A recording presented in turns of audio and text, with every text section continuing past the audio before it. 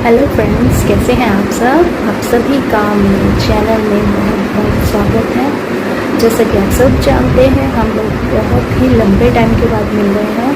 हमें शायद 3-4 महीने हो गए हैं, हमने कोई ब्लॉग नहीं डाला, कोई वीडियो नहीं डाला, जिसका कुछ रीज़न था जो कि मैं आपके साथ शेयर भी नहीं कर सकती।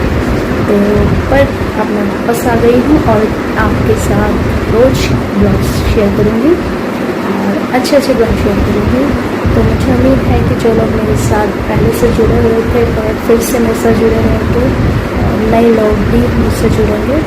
तो मुझे बस यही उम्मीद है आप लोगों से, तो प्लीज़ मेरे साथ बने रहिएगा। आज मैंने एक छोटा सा ब्लॉग डाला है, आई होप कि आप लोगों को पसंद आएगा। तो मैं आपको दिखाऊंगी थोड़ी देर में। प्लीज़ अगर आप लोग मुझसे थोड़ा दूर चले गए हैं या किसी ने मुझे अनसब्सक्राइब कर लिया है तो प्लीज़ वापस से सब्सक्राइब कर लीजिएगा और हम लोग दोस्त रहेंगे। रीज़न था कुछ जो मैंने वीडियोस नहीं बनाए, पर अब मैं वापस हूँ नए जोश के साथ, नई खुशियों के साथ। तो प्लीज़ मेरे साथ बने रहिएगा। Okay, bye. तो फ्रेंड्स, यहाँ हम गए थे मार्केट में काम ये था कि मुझे बेटी की ड्रेस लेनी थी स्कूल की।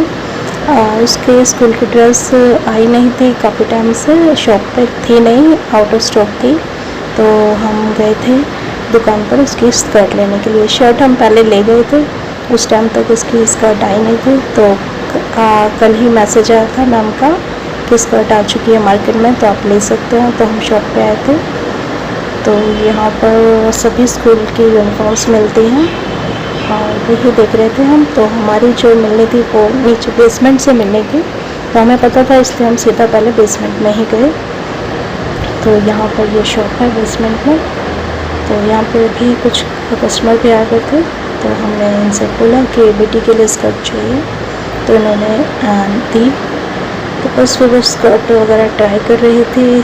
तो मैंने कहा ज़्यादा छोटी लेने का फ़ायदा नहीं है, क्योंकि बच्चा है, उसकी ग्रोथ तो होती ही है।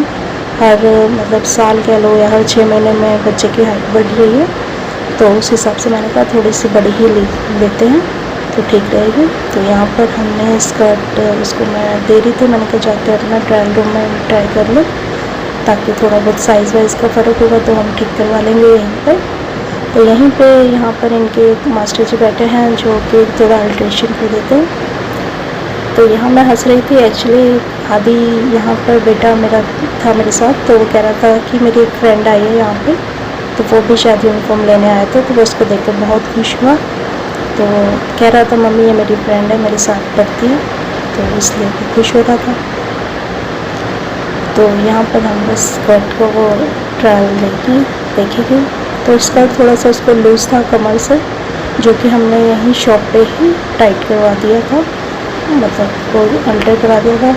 साथ ही साथ हो गया काम, नहीं तो फिर घर जाओ, घर जाके मशीन वगैरह पे करो। मेरे पास तो एक्चुअली सिलाई मशीन है नहीं, तो मुझे बहुत दिक्कत आती है, मुझे मार्केट से करवाना पड़ता है। इसलिए यहाँ पे थे तो उन्होंने कर दिया था, साथ ही साथ करके दे दिया।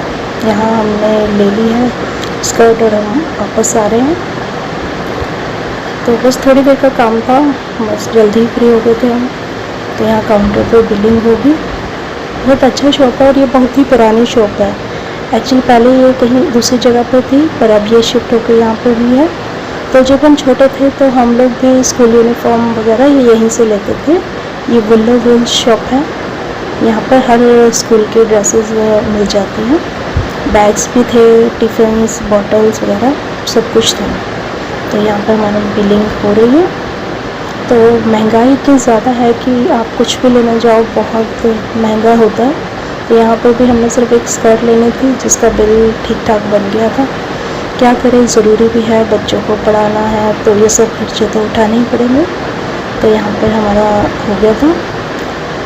तो बस इसके बाद हम बाहर चले गए। तो हमने सोचा बाहर निकले ही हैं तो बच्चों को थोड़ा सा पार्क वगैरह घुमा लें, क्योंकि एक्चुअली जिस जगह पर हम लोग रहते हैं वहाँ पर पार्क नहीं है नज़दीक पे।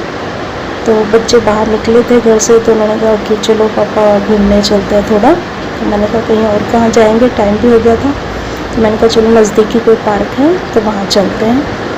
तो इसके पापा लेके गए थे हमें, तो एक पार्क है वहाँ पर, तो यहाँ हम पार्क में पहुँच गए हैं जहाँ पर बहुत रश था, काफ़ी लोग आए हुए थे। तो बस बच्चे बहुत इंजॉय कर रहे थे क्योंकि यहाँ पर खुली जगह मिल जाती है बच्चों को खेलने के लिए, तो बच्चे वैसे ही खुश होते हैं। तो यहाँ झूले वगैरह भी लगे थे और बच्चे बस पूरे ग्राउंड में घूमते रहे। 1-2 राइड इन्होंने ली झूले वाली।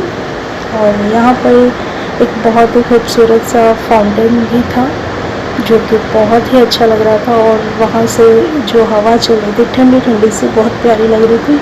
सच कहूँ तो यहाँ से जाने का दिल ही नहीं कर रहा था, बहुत अच्छा लग रहा था।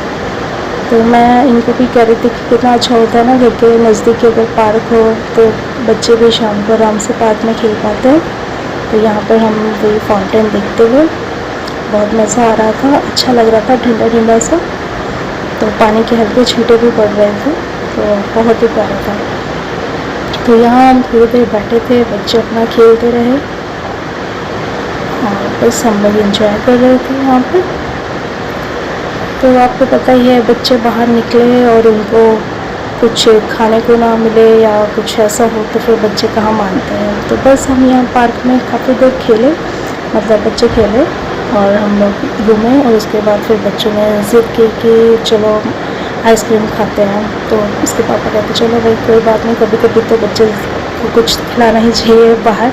तो यहाँ हम आए थे 20 सेक्टर है यहाँ पे चंडीगढ़ में, जहाँ पे बहुत अच्छी आइसक्रीम मिलती है। तो यहाँ हम सब ने आइसक्रीम ली है और आइसक्रीम को एंजॉय किया है। आई होप आप लोगों को ये ब्लॉग अच्छा लगा हो। फिर मिलेंगे, बाय बाय।